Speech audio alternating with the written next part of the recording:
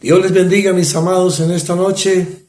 Una vez más estamos aquí en el canal Rabá Semach para continuar con estas enseñanzas que hemos venido programando para este nuevo tiempo. Hace unos días estuvimos compartiendo algo muy bonito, muy edificante, y hoy vamos a continuar con esa parte. Quedamos en una pregunta que era si entendíamos las palabras de Yeshua y nos alejábamos un poquitito de la interpretación filosófica griega. Entonces, en las ediciones pasadas vimos el camino del Cordero, como prácticamente desde Adán, pasando por Noé, Abraham, Isaac y Jacob, hasta llegar al monte Sinai. Fueron más o menos como unos 7 capítulos. Entonces seguimos en este camino del Cordero, pero ahora entendiendo lo que el Cordero de Dios dijo, lo que Yeshua dijo, y por qué lo dijo y cómo lo dijo. Repito, viendo, no para reemplazar lo que usted haya aprendido, no, de ninguna manera. Por alguna razón, lo que usted ha aprendido, Dios se lo ha permitido conocer. Pero para ampliar el concepto, para ampliar el conocimiento de lo que Jesús dijo. Si usted quiere sumergirse, profundizar en la palabra. Hay una oración hebrea, pero antes vamos a orar para que el Señor nos revele y nos enseñe. Por el espíritu de la revelación, por el espíritu de la verdad. Padre eterno, gracias te doy por este momento, por esta enseñanza, bendito Rey del cielo, a través del espíritu de la revelación, enséñanos, muéstranos, guíanos y dirígenos, para poder entender los santos misterios que hay en tu Torah, en tu palabra, que tus palabras, tus devarim, o la menra de Dios nos edifique. Bendito es nuestro Dios, el Eterno. Baruch atah Adonai Eloheinu melech haolam, asher kideshanu bemizvotav vetzivanu la'asot bedivrei Torah. Esta oración que acabo de decir en hebreo dice: bendito el Señor nuestro Dios, Rey del universo, que nos ha bendecido con sus santos mandamientos y nos has ordenado que nos sumerjamos en las palabras de tu Torah o de tus leyes, pero exactamente Torah no es ley. Así que bueno, eso es lo que vamos a hacer. Amén, amados. Gracias por participar. Si después de estas palabras usted quiere y me da un like o se quiere suscribir al canal, gloria al Eterno. Gracias, bendito Dios. Les bendigo. Que el Eterno derrame sobre ustedes gracia, bondad, misericordia y favor. Amén, amados. Muy bien. Dijimos la vez pasada que hay cosas que tenemos que entender. Hicimos una pregunta. Dijimos, ¿qué quiso decir Yeshua o Jesús de Nazaret cuando dijo vayan y hagan discípulos? Ahora, ¿en qué contexto lo dijo? ¿En qué momento de la historia? ¿En qué lugar? Eso es muy importante preguntarse. ¿En qué lugar fue? De todos los sucesos, tanto en el Antiguo como en el Nuevo. ¿En qué lugar fue? ¿Cuál es la ubicación geográfica? ¿Cuál fue el territorio? ¿En qué momento? ¿A quiénes les habló? ¿Cuál es el contexto histórico y lingüístico? Pero también, ¿cuál es la bendición para mí hoy día? ¿Qué tomo de ahí? Si la palabra es espíritu y es vida y es eterna, entonces quiero saber cómo puedo yo aprender para profundizar y conocer esos misterios de Dios y conocer muchas cosas. Muy bien. Comenzamos por decir, el lugar donde Yeshua o Jesús desarrolló el ministerio donde estuvo más tiempo fue en el norte de Israel. Muy poco en el sur, diría que casi no. Pero en el norte sí. Allá estaban los samaritanos.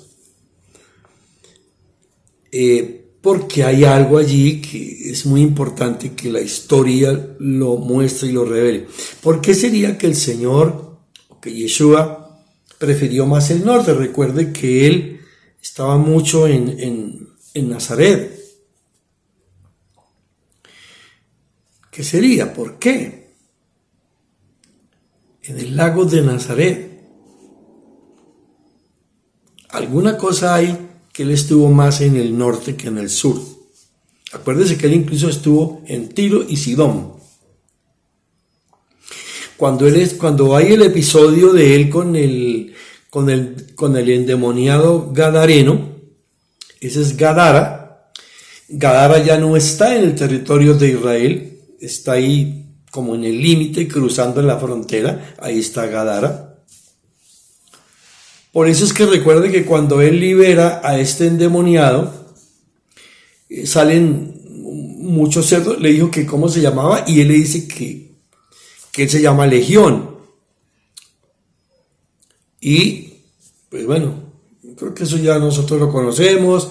Y entonces Él le dice que no mande los demonios al abismo, sino que los deje meter en los cerdos. Porque habían algunos de esa región que estaban apacentando cerdos. Por eso los que están apacentando cerdos no son judíos, porque el judío, por instrucción de Dios, por la Torá, en el kashrut de los alimentos, el cerdo está prohibido, como otros animales. Basta ir a Levíticos 11 y mirar cuáles son los alimentos prohibidos y los alimentos que están aceptados. Entonces, aquí estamos hablando del cerdo. Muy curioso que los judíos nada que ver con el cerdo, no lo comen. Ojo, los árabes tampoco comen cerdo. Los musulmanes tampoco comen cerdo. No. Eso sería para otra enseñanza. Pero ellos no comen cerdo. A mí alguien me dijo, oiga, pero mire que los judíos sí están con los cerdos porque ellos estaban pastoreando cerdos. No, porque esta región es al norte y es Gadara. No tiene nada que ver con el territorio de Israel, ni hay judíos ahí. Muy importante entender esto. Cuando Él estuvo en Tiro y Sidón, bueno, se queda arriba, al norte. Hoy estaríamos cerca donde hoy está, o donde fue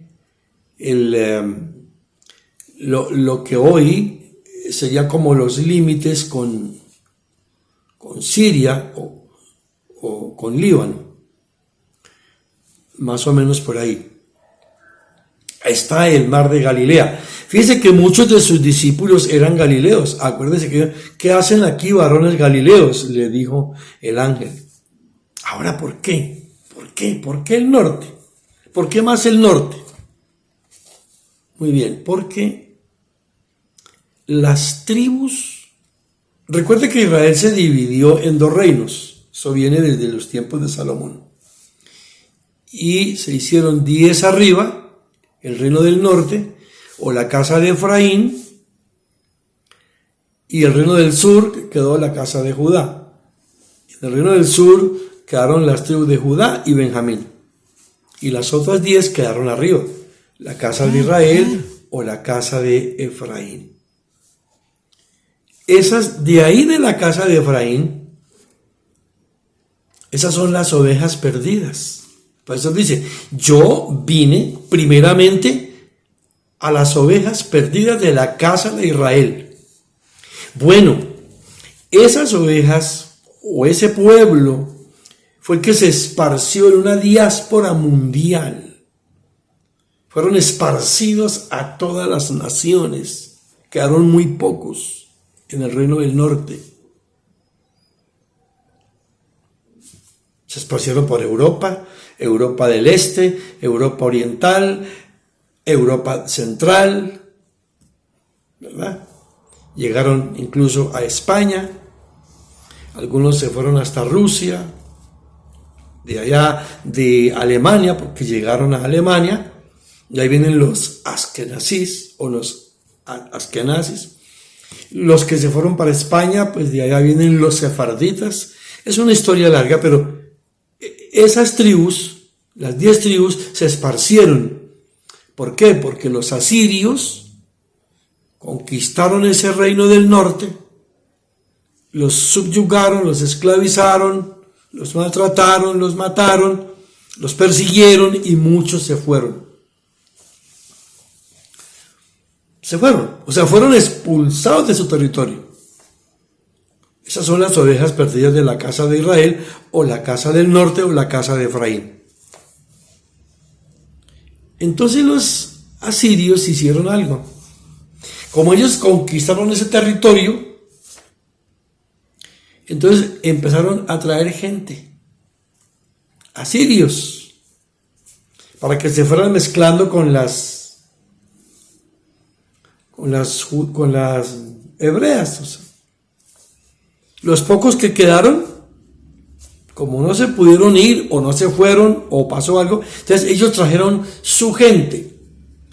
Y era una forma de consolidar un territorio cuando lo habían ganado. Era llevar gente de su país para que poblara o terminar de invadir ese territorio, y que ese territorio quedara ahora con ciudadanos de ese país invasor.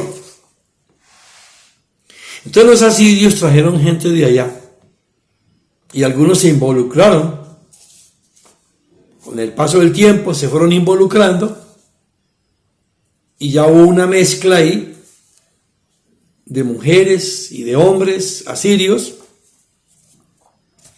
con israelitas. De ahí vienen los famosos samaritanos. Por eso es que los judíos y los samaritanos no se podían ver. Por eso la mujer de Samaria, o la samaritana, en el pozo de Jacob, Mateo capítulo 4,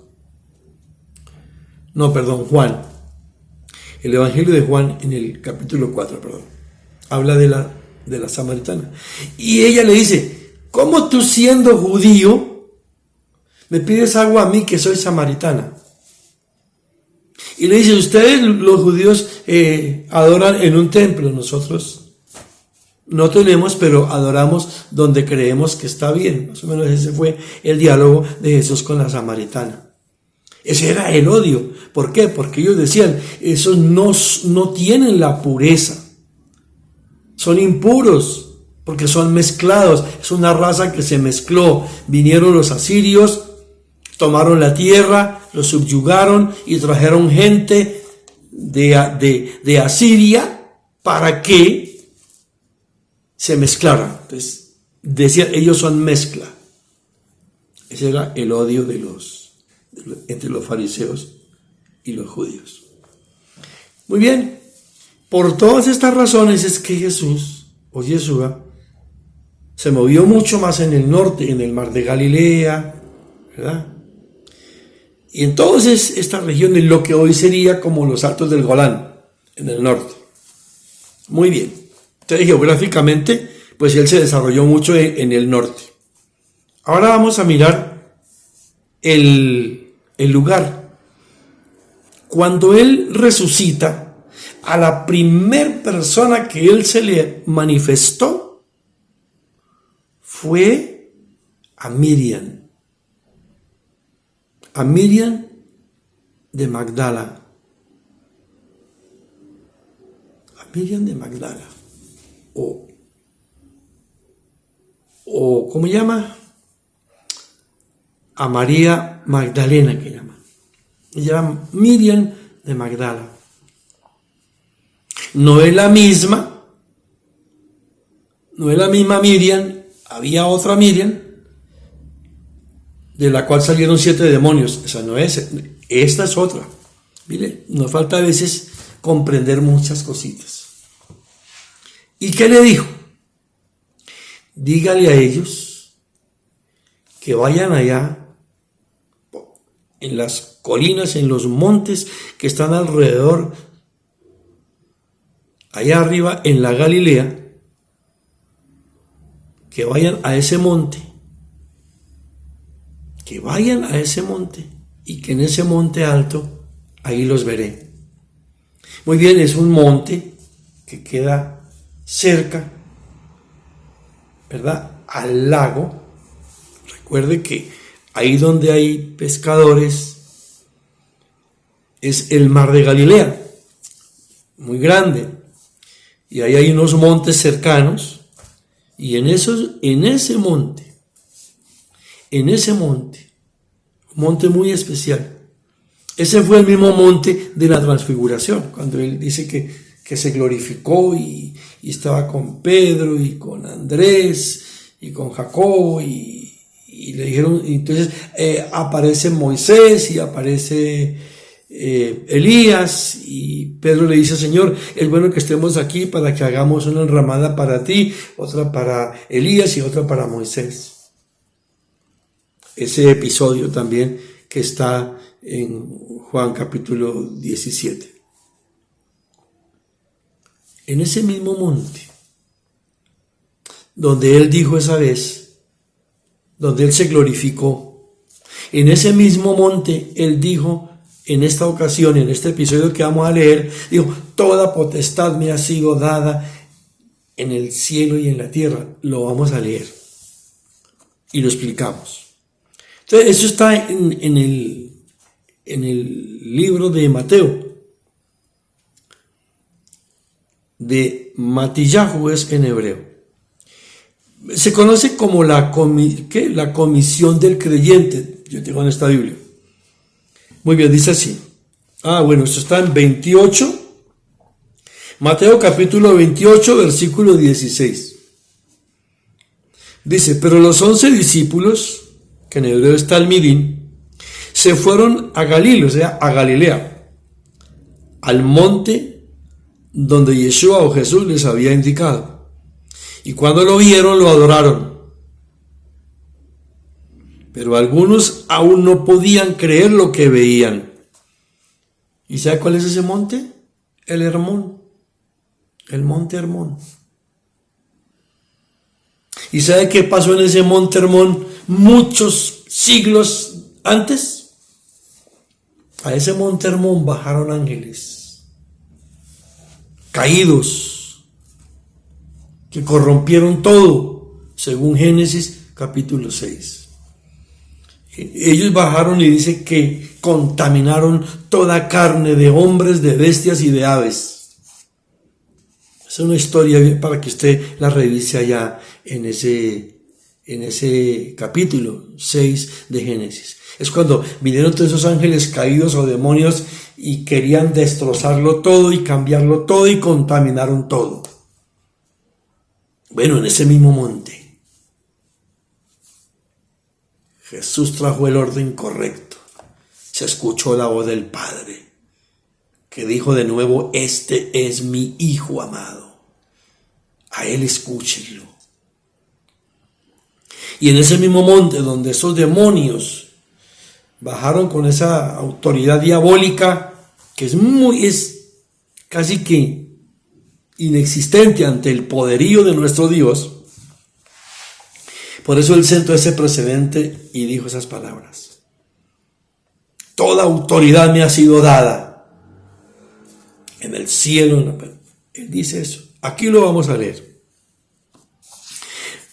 Verso 18. Estamos en 28, 18 dice: Jesús se acercó y les habló. Jesús se acercó y les habló diciendo, ojo lo que dice: toda potestad me es dada en los cielos y en la tierra.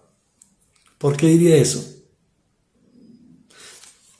Porque, repito, allá en el capítulo 6 dice que los demonios bajaron y contaminaron todo y trajeron el desorden más grande, todos manejados por un demonio que se llama Azazel y todos esos espíritus inmundos, y contaminaron todo y tuvieron incluso relaciones, se aparejaron con mujeres.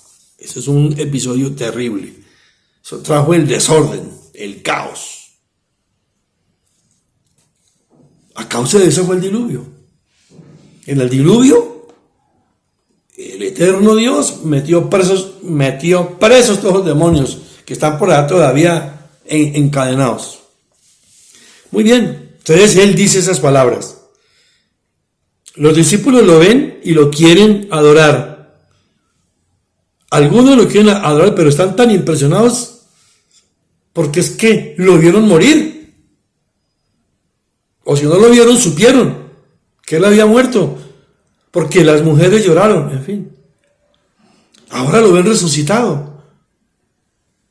Cuando lo vieron, los que, por ejemplo, Pedro y ellos, lo adoraron. Sí, pero algunos no lo podían creer. Pregunta, ¿aquí hay cristianos? No, son todos judíos. Son todos hebreos, son todos judíos. Aquí no hay ningún cristiano. Aquí no hay iglesia cristiana, pues. La palabra cristianismo apareció 107 años después de la muerte de Yeshua. Eso fue mucho tiempo después, en el año 132, 134, por un emperador llamado Adriano, otra historia. Ahora, Yeshua se les acerca y les dice, toda potestad me es dada, o sea, todo poder, toda autoridad me ha sido dada en los cielos y en la tierra. Ahora les voy a hablar de una palabrita. ¿Se acuerda cuando el Señor fue tentado? Y Hasatán o Satanás le dice, convierte estas piedras en pan y tírate que los ángeles te recogen. Y él dijo, no, escrito está. ¿Sabe lo que significa esa palabra, escrito está? 3 cosas. Primero, un nombre sobre todo nombre. Yeshua o Jesús de Nazaret. Vamos a poner su nombre griego. Yeshua, la salvación de Dios. Dice que él, su nombre, lo puso por encima de todo nombre que se nombre en los cielos y en la tierra. Ahora, un nombre que fue dado, un nombre especial, el nombre que habla del Rey de Reyes y del Señor de Señores. Porque a Jesús o a Yeshua, dice allí el apóstol Pablo que el Eterno le dio toda plenitud de gloria. Algo muy glorioso, por eso Él es el Rey de los siglos, el Eterno también. Hay algo en lo glorioso. Entonces, primero, un nombre que ha sido dado. Segundo, un poder manifestado. A Él se le dio todo poder, toda autoridad, toda potestad. Entonces, un poder manifestado, que se manifestó, que se dio, que se entregó. Por eso Él pudo salvarnos. Si Él no tiene ese poder dado por el Padre a través del Espíritu de Dios o del Ruach HaKodesh, que Ruach HaKodesh es el aliento, el soplo del Santo, el aliento del Santo, o el Espíritu del Santo, o Espíritu Santo, como el Espíritu de la Santidad. Entonces, un nombre que ha sido dado, una autoridad reconocida. Primero, un poder que se ha manifestado, ¿verdad? Pero en tercer lugar, una autoridad reconocida en los cielos, en la tierra y debajo de la tierra. Hay 3 cosas ahí. un nombre sobre todo nombre, un poder manifestado, porque el poder de Dios se manifestó en Yeshua. Un poder manifestado, se manifestó el poder, y una autoridad en los cielos y en la tierra y debajo de la tierra. Eso es lo que significa esa palabra escrito está. Perdón. Muy bien. Por eso dice aquí con claridad, dice, toda potestad, todo poder me ha sido dado. ¿Se da cuenta? Fue entregado. Él dice, yo no tengo nada. Yo no puse nada de mí. Mi Padre que me envió, Él me ha dado todo. Eso es cuando Él les trata de aclarar, y eso está en los capítulos 14, 15 y 16 del Evangelio de Juan. Muy bien, o de la Besorá, ojo con eso. La palabra correcta en el hebreo es la Besorá. ¿Y sabe qué significa Besorá? Fue traducida al griego como evangelio. Evangelio.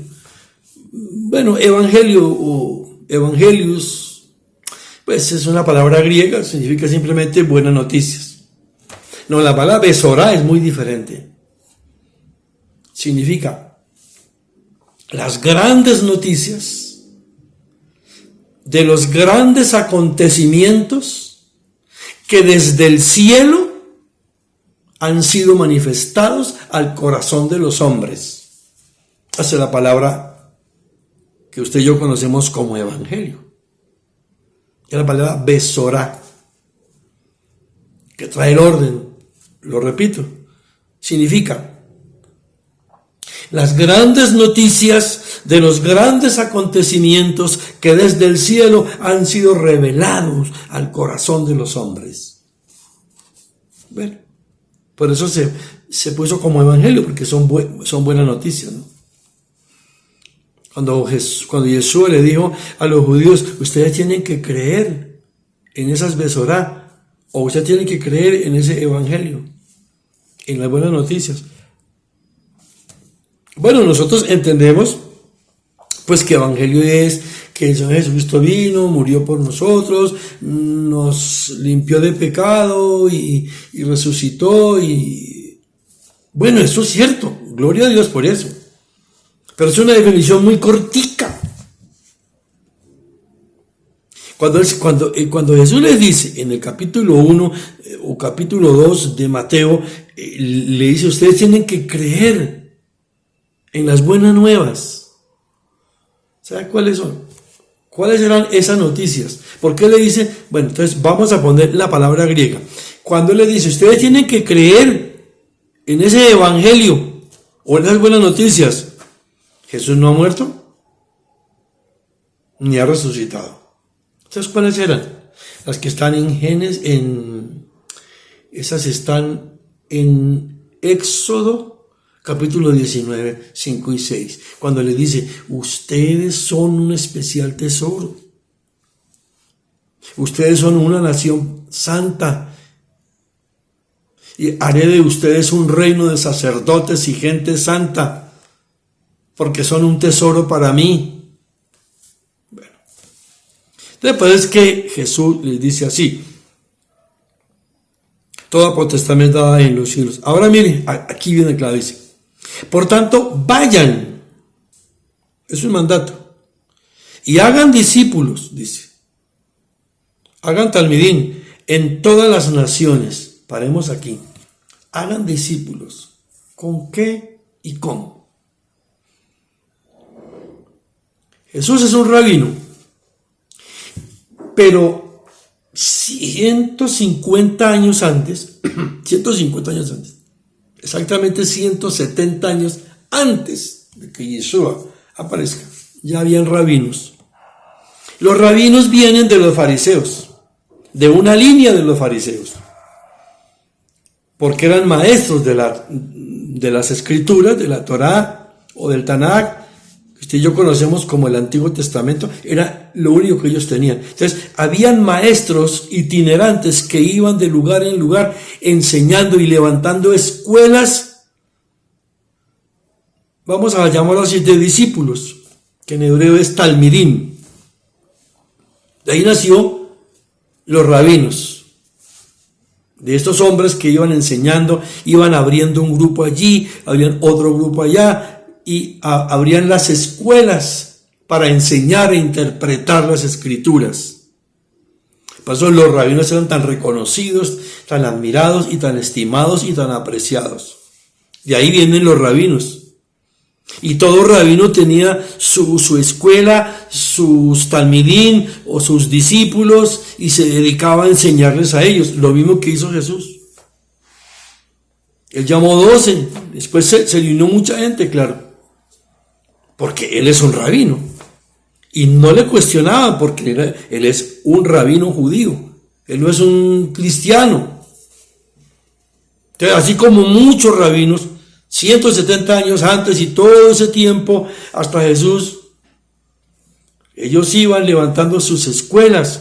Después, ya en muchos siglos después, le pusieron el nombre de yeshiva, muchos años después, pero antes eran las escuelas o los lugares donde ellos compartían con sus discípulos y les enseñaban la palabra. ¿Por qué? Porque la palabra Torah significa eso: instrucción, enseñanza, guía y dirección. Entonces Jesús ahora, como él hizo eso, ahora les dice: vayan y hagan discípulos. ¿Qué significa eso? Vayan y enseñen la palabra, enseñen la Torá, enseñen los escritos, enseñen los salmos, enseñen los proverbios, enseñen los escritos, enseñen lo que dicen los profetas, enseñen el Tanakh. Vaya y enséñenle, busquen gente y enséñenla y edifíquenla. Eso es lo que está diciendo. No está diciendo, vaya y haga una escuelita de discipulado 1 y discipulado 2 y discipulado 3. No, eso apareció. Eso ya apareció, lo de los discipulados en el siglo XIX. Pero ahora vaya y haga esos discípulos. ¿Y cómo hacía discípulos? Enseñándoles, instruyéndoles, dándoles testimonio y dándoles ejemplo. Dándoles la palabra, la enseñanza, la instrucción, la guía, la dirección, pero además siendo hombres de testimonio y siendo hombres de ejemplo. Por eso es que él un día le dijo a sus discípulos: miren, cuando ellos estén leyendo allá y se sienten en la cátedra de Moisés, era como un banco en piedra. Entonces todo el que se sentaba ahí abría un rollo y lo leía. Cuando ellos estén leyendo la Torá, las palabras que Moisés dijo, obedezcan lo que él está predicando. Pero no hagan conforme a sus obras.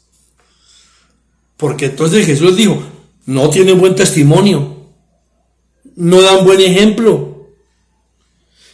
Es como hoy día, hermano, cuando un pastor o un evangelista está predicando, hermano, oiga lo que dice la palabra y obedezca. Pero el carácter, el actuar, la acción de ese hombre no la imiten.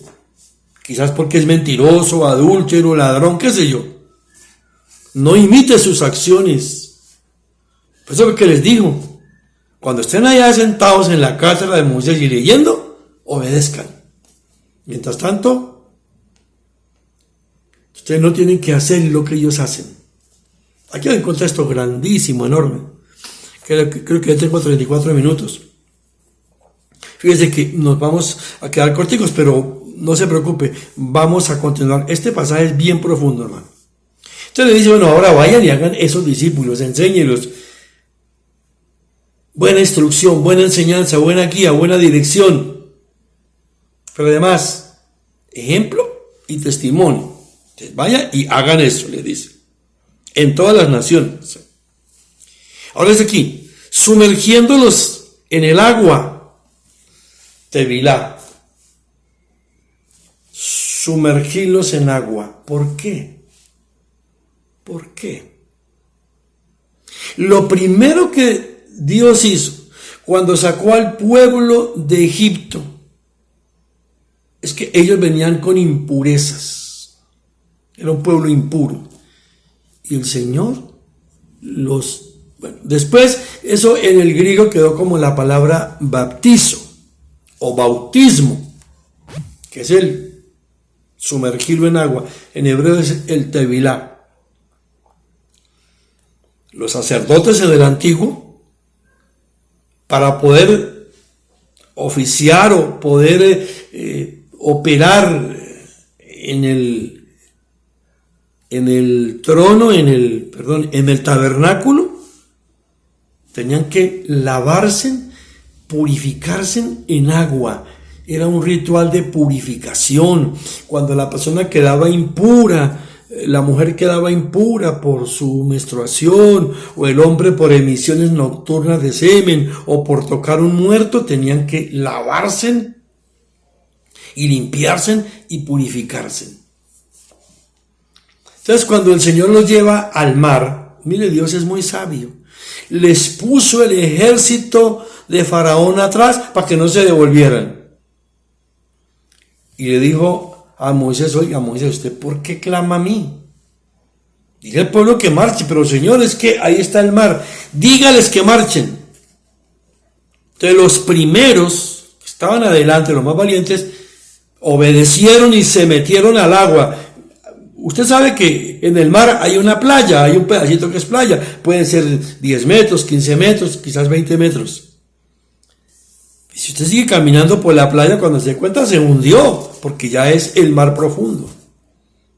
¿Y qué es lo que pasó? Él dijo: métasen, caminemos, que el Eterno nos ordena que nos metamos. Y los que estaban adelante se metieron al agua, se metieron a la playa, no tenían otra opción. Por eso Dios les puso atrás el ejército de Faraón, para que no se devolvieran. Yo creo que dirían: pues si nos ahogamos, nos ahogamos. Pero se metieron. Cuando ya ellos se hundieron, gritaron, y adelante el mar se les abrió. Porque el Señor quería hacerles, vamos a llamar la palabra griega, un bautismo en agua, una tevilá. Los metió al agua. Entonces, cuando ya los que estaban en la mitad y los de atrás vieron que se metían, todo el mundo se metía, y cuando ya el agua los tapaba, gritaban, Dios les abrió adelante el mar y pasaron. Eso no es como la película de que pasaron en seco.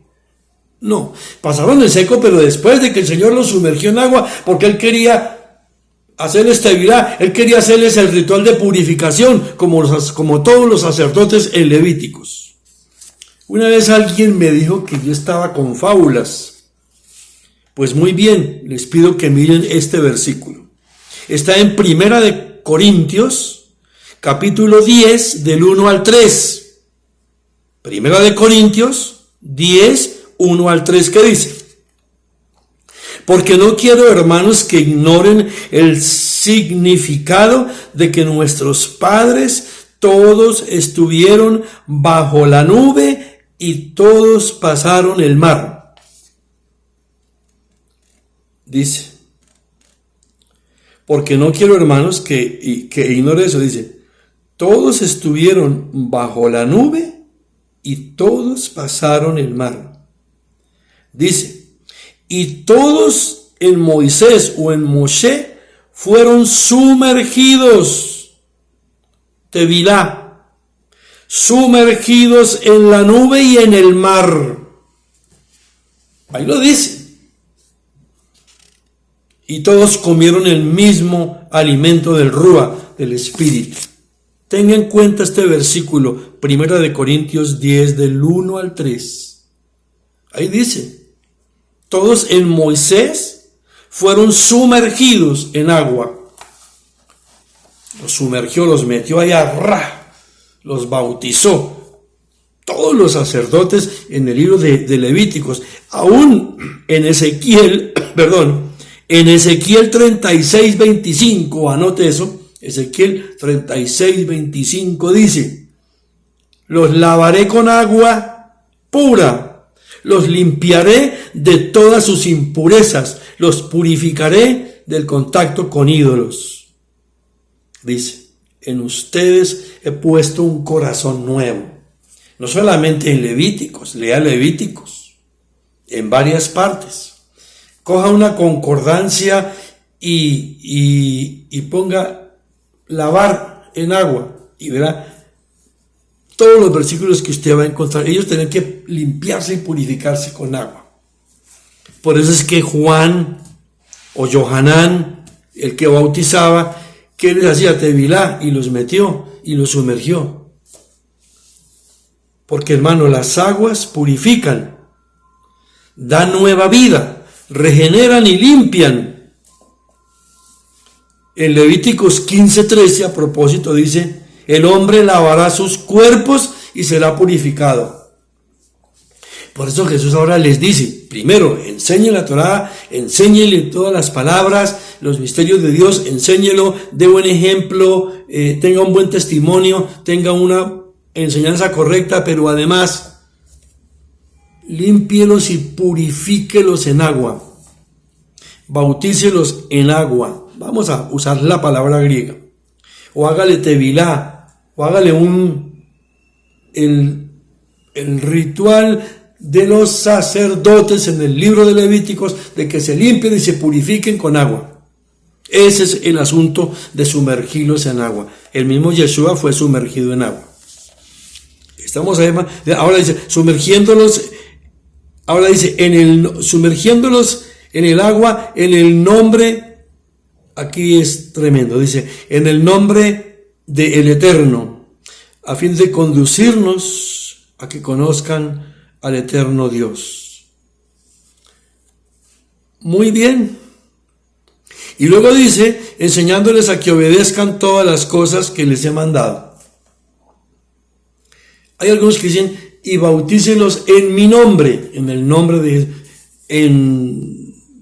allí en el libro de Hechos de los Apóstoles, ahí dice, Pedro les dice, para que se bauticen, se metan en la agua, para que se bauticen en el nombre de Jesucristo, ahí sigue diciendo. Pero yo sé que muchas Biblias dicen, para que se bauticen en el nombre del Padre, del Hijo y del Espíritu Santo. Eso no es correcto. Pues ahí lo dice. Muy bien. Eso está en el versículo 19.